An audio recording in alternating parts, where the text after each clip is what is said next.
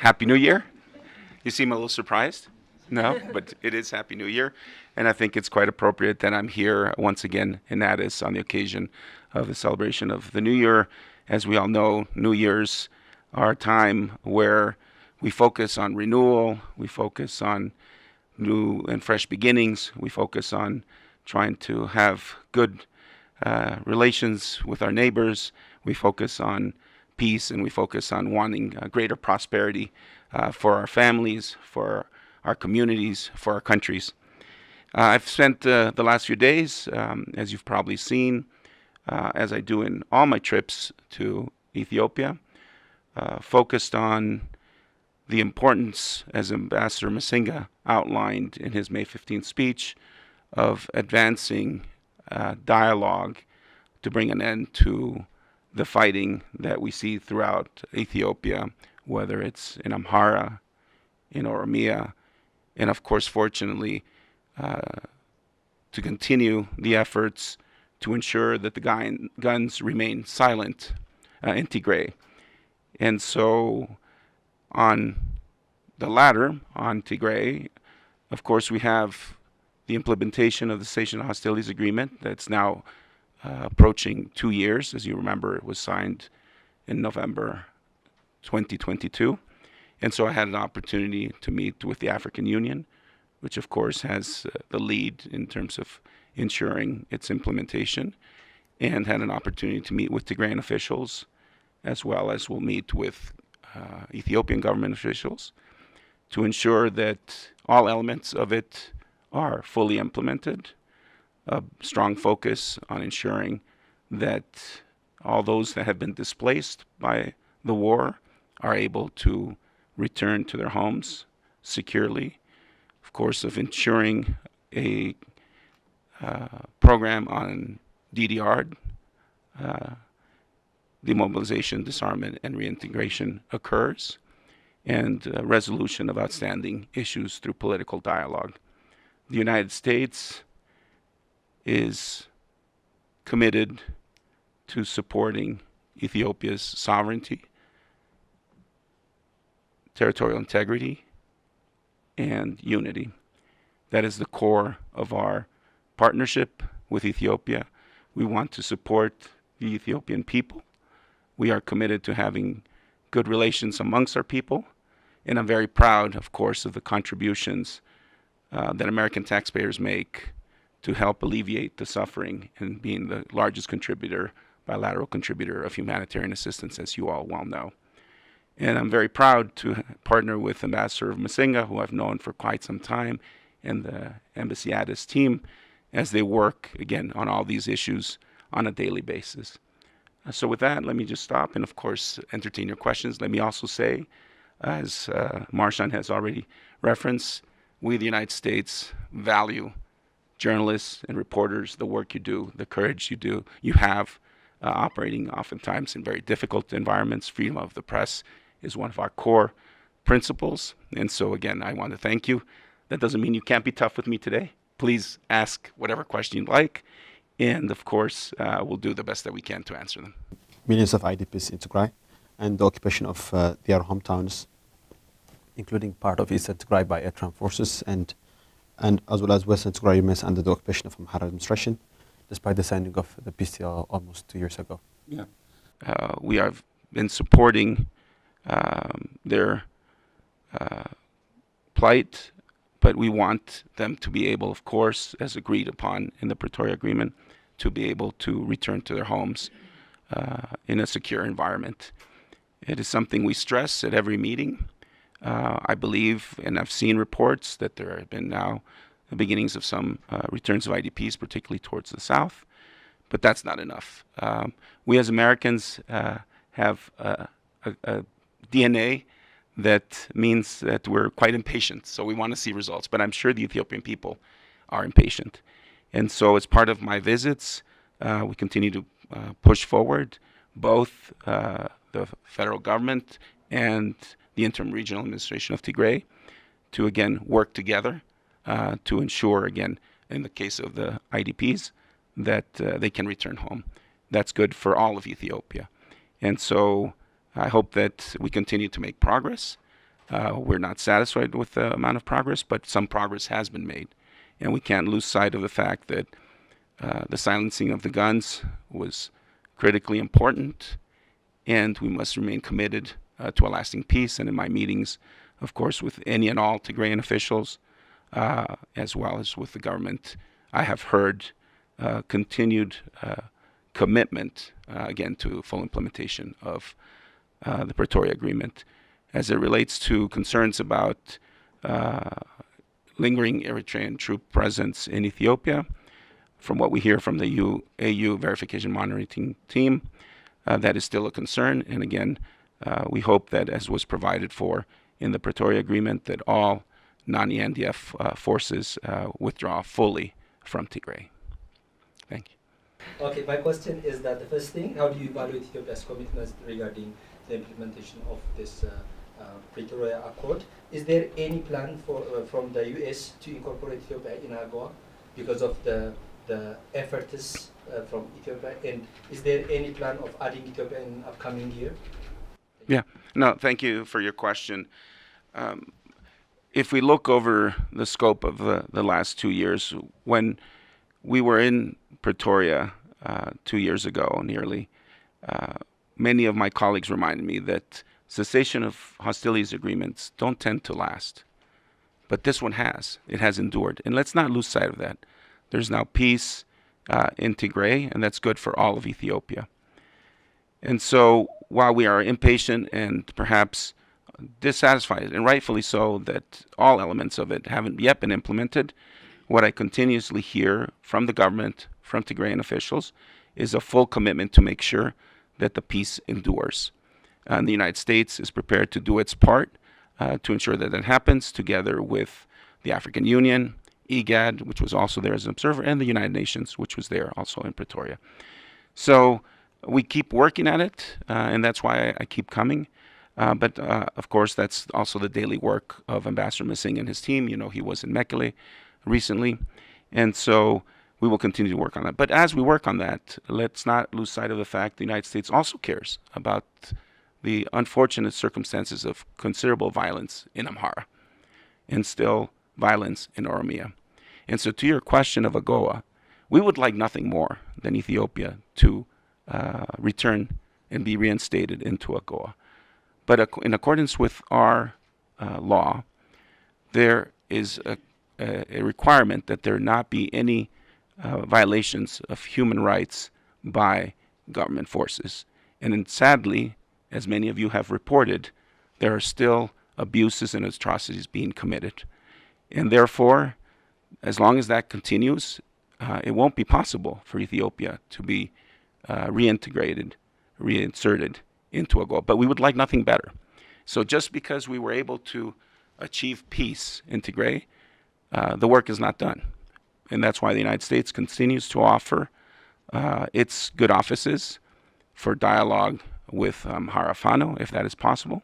And as you know, I participated in talks with the OLA and the government in Dar es Salaam in November of last year.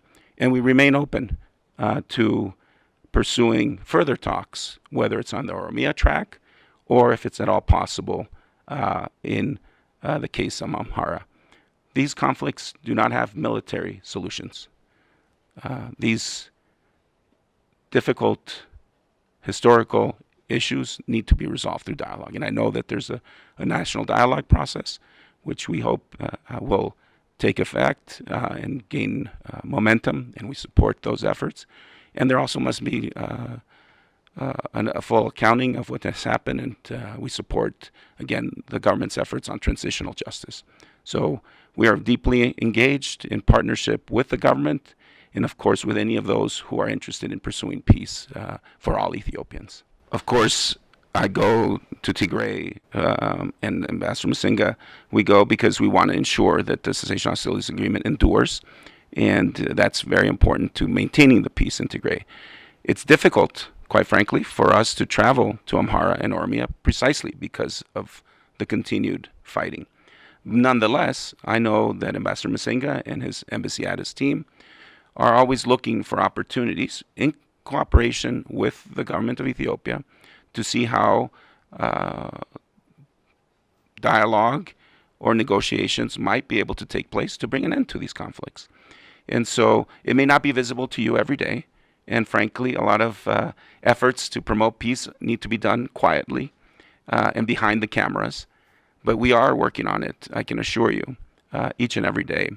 Likewise, in the case of Oromia, you have seen that we did conduct some talks in Tanzania. We were hopeful that that would produce a good outcome in silencing the guns in Oromia. But just because that didn't succeed doesn't mean we have stopped our efforts. And in fact, together with Norway, we remain fully committed to supporting any efforts to also advance an end to the violence in Oromia. And it's something I discuss with the Prime Minister each and every time I come. And we talk about how, again, the United States can support his efforts to achieve peace through dialogue. And you can rest assured the United States will remain committed. So even if it's not as visible, and again, I appreciate the opportunity to talk about it today, you can be certain that it is a focus of our work. And as you heard very clearly from Ambassador Masinga's May 15th speech, that is our policy. And whenever you hear American policymakers, whether here or in Washington, you will hear the same refrain. We want to see peace for all Ethiopians. Well, I haven't personally. Again, I leave some of the follow-up work to the embassy. And perhaps, again, the question here is, who are the right people to meet? Who are those that are most interested in pursuing peace? And again, I appreciate your efforts to try to learn every detail, but not every detail comes out right away. But in due time, I'm sure everything will become public. Thank you. During the visit to Tigray, and the TPLF recently revealed that talks have taken place between them and Eritrea's leaders outside the country 6 months ago. I was wondering if you could also comment on this. Thank you. Yeah, no, thank you. I mean, certainly in my meetings with Tigrayan authorities and TPLF, I urge them to continue to have complete support for full implementation of the Pretoria Agreement, which they assured me. I met with President Getachew Reda of the Interim Regional Administration. I met with the Vice President, as you know, General Sadkan, and this morning I met with Dr. Debretsion, head of the TPLF. All of them unequivocally said they are committed to peace, and they're committed to full implementation of the Cessation Hostilities Agreement. That's what the United States cares about. And so whatever internal divisions there might be, in politics, not everybody's in agreement. Whatever the divisions may be, we urge that they be resolved through dialogue. Eventually, I imagine, there'll be regional elections in Tigray, as there will be in other regions. You have a national election coming. People will pick their leaders, and that's the way to resolve things, through democratic means. So we're not getting ourselves involved in intra-party squabbles or in intra-regional political dimensions, but rather we send the same message, is make sure that what you're doing looks to advance the basic principles that were agreed to in Pretoria in the case of Tigray. As far as the reports that we've seen about potential conversations between Tigrayan officials and Eritrea, let's just be clear. What we want to see is no return to war between Ethiopia and Eritrea, no incursions into Ethiopian territory or Eritrean territory by either side. And we want to, if we can, even help implement fully the Algiers Agreement of 2000, which delineated the border, to make sure there isn't any confusion or misunderstanding between the two countries. So if there is dialogue between them, again, that's an issue that, for others to look into. But the point being here is that it should be focused on ensuring an end to any human rights abuses being committed by any forces. It should be intended to improve the relationships between the two countries and to help really this region, which is suffering from so much conflict, whether it's in Sudan or, of course, you've got Al-Shabaab in Somalia. These are issues that we discuss as the United States, again, with the African Union during my visits here. I met this morning with the Executive Secretary of IGAD, Dr. Workney. again, we talk about all these issues about how the United States can be a partner for peace. So again, that's as far as I will say. I don't know the specifics, obviously, of the conversations, and you should ask them about it. Thanks. Thank you, Ambassador. Are you concerned by the current deteriorations of the relations between Ethiopia and Somalia?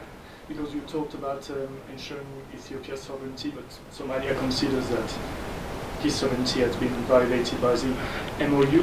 And are you also concerned by the involvement now currently of Egypt? Yeah. No, thank you, Dylan, for those questions. Let me state unequivocally, the United States supports Somalia's territorial sovereignty, integrity, and unity, and we've made that very clear. We want to see peaceful and good relations between all countries in the region, and certainly between Ethiopia and Somalia. And we urge both to find ways to move forward and look how they can continue to work together. We are well aware of the ENDF's and Ethiopia's sacrifice in Somalia in the fight against al-Shabaab. That's what we should be focusing on, frankly, from the U.S. perspective. How can we support Somalia in its fight against al-Shabaab? And that's really what we are concerned about. And that, of course, requires that there be a good relationship between the two countries. And when we talk to the leaders in the region, we ask that hopefully they can find ways, again, to increase cooperation. There's no reason that these two countries should have difficulties that can't be resolved, again, through conversations. But again, both countries need to accept the basic principles outlined, frankly, by the AU Charter, and it's, which is a affirmation and recognition and understanding of each other's territorial sovereignty, integrity, and unity. You mentioned Egypt. We have obviously conversations with all countries in the region. We've been discussing with Egypt quite a bit its concerns on Sudan. When I meet later with Foreign Minister Taye, we will also be talking about Sudan as well as other issues. And so again, the key here is for what we hope the governments in the region to find ways to cooperate to end the devastating war in Sudan, to develop regional economic integration and vehicles to push forward the type of prosperity they want to see for their peoples. And that's the message that we send. And so, of course, there are historical tensions. Each country has rich histories, but that doesn't mean that in standing up for your rich histories and sovereignty, that it needs to come into conflict with some other countries. So rest assured that we talk to all capitals. My colleague Tom Perriello was just recently in Cairo, and we expect, again, to continue to have conversations that hope to reduce tensions and focus on the task at hand, which is to promote peace, security, and stability, and to try to achieve prosperity for all the peoples of the Horn. My question is, what is the assessment of the U.S. regarding the Schengen process? And also, what is the assessment of the U.S. regarding the transitional justice process, which is being slowed a little bit? And most importantly, as the Tigray war viewed gender-based violence, perpetuated with the high gender-based violence, that has become set a tone for gender violence to grow up across Ethiopia domestically, and that has set a bad precedent for accountability of gender-based violence. So what's the assessment of those two? Yeah, no, thank you very much for your question. I wish a male reporter had asked about gender-based violence, because we all should be concerned, whether you're male or female. It's horrific what has happened in Ethiopia. It's horrifying what's happening in Sudan. I will relate to you that we were recently in Geneva, in Switzerland, pushing for peace in Sudan and protection of human rights through our New Alps initiative. And we met with Sudanese women, and we heard their cries for help, and we heard about the horrific things happening in Sudan. And we've also met with Ethiopian women who have suffered likewise. It is imperative that it be understood that it is unacceptable. It cannot happen to have the brutality of what we've seen in terms of gender-based violence, and it is a priority for the United States. We even have a special envoy for global women's issues, Ambassador Gupta, and we put a high priority on this, and you can rest assured in our meetings, we always raise it. And I wish, in fact, in many of the meetings that I go to, even in these negotiations, that there were more women at the table. Because I think if there were more women at the table, we'd have even better prospects for peace, undoubtedly. As far as the national dialogue, as I mentioned, we are supportive of a national dialogue that is inclusive and credible. But whether it's inclusive enough or credible enough, that's for the Ethiopian people to decide. But what I hear constantly is that people think that is the best way to overcome, again, some of historical grievances. And so we are prepared to support it.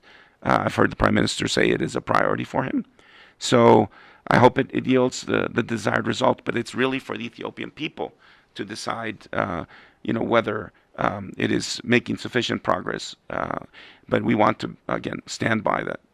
Secondly, on transitional justice, as Secretary Blinken said when he was here, and I was here with him in March of 2023, it is incredibly important to have accountability for what has happened during the Tigray War. And we recognize, because we're familiar with transitional justice processes in other countries. I was involved in our policy and work on Colombia, for example. It takes time. That doesn't mean you need to be patient, just that we understand that it takes time. And so we appreciate the efforts that the government has been making on transitional justice. And in the end of the day, we'll see whether it holds those perpetrators to account and whether it satisfies the demands of the Ethiopian people for justice. But again, we want to be a partner. We want to share our experiences, what work we've done around the world, and help, again, ensure that there is a transitional justice process that is worthy of the expectations of all those that have suffered. But I very much thank you for your question. Yeah. Thank you. Yeah. Ethiopians are highly concerned that the conflict between the Tigray forces and the federal government shall be spark anytime soon. What is your observation? And do you have any conflict between Tigrayan forces? And yeah. I mean, this is why. Look, I had a meeting with the Commissioner Temesgen yesterday, in which we talked about the urgency of launching the DDR program, because these forces should be completely demobilized. These individuals who are combatants need to go back to their daily lives, and they want to go back to their daily lives. The United States is contributing to a fund that the UNDP is putting together. We know the financing is there for the first tranche, which would demobilize about 75,000 of the Tigrayan combatants. So let's get going. Let's make sure that we deliver results that can ensure a lasting peace in Tigray. There is no reason or explanation that could be given for returning to violence. The tragic suffering that Tigray and Ethiopia faced during the war is unfathomable. It was at the time the worst conflict on earth. But through courage of political leadership in Pretoria, that was brought to an end. That same courage needs to be displayed every day to ensure that you don't go back to conflict or war, and that you do what is necessary to bring peace to Amhara, to Oromia. Because with peace, this country of Ethiopia can thrive and can reach its full economic potential. And so, again, I'm very proud of the work that we have done as the United States, but the work is unfinished. And we are committed, again, to being a good partner to all Ethiopians and to hopefully address these issues through dialogue and to get to the point where we're not talking about war, but we're simply talking about increasing trade. And so, again, I really want to thank all of you for the work that you do, and all Ethiopians for how kind and engaged they've been with me whenever they see me somewhere, whether it's here or in the United States. I appreciate that very much from the bottom of my heart. And we will continue, again, from our side, to do whatever is possible. But it is essential to any country to have full respect for human rights, to have full respect for all freedom of speech, freedom of the press. There are core values and beliefs, and we believe that all people pretty much would like to see that. So again, I wish Ethiopians all the best in this new year, and let's make sure that 2017 is even better than the last year, right? It's year 2017, isn't it? I just want to make sure I got it right. So thank you very much. I appreciate it. Yeah.